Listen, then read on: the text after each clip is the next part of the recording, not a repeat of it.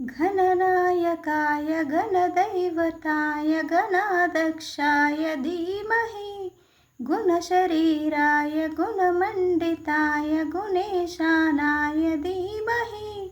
गुणातीताय गुणाधीशाय गुणप्रविष्टाय धीमहि एकदन्ताय वक्रतुण्डाय गौरीतनयाय धीमहि गजेशानाय बालचन्द्राय श्रीगणेशाय धीमहि गीतसाराय गीततत्त्वाय गीतगोत्राय धीमहि गूढगुल्पाय घण्टमत्ताय गोजयप्रदाय धीमहि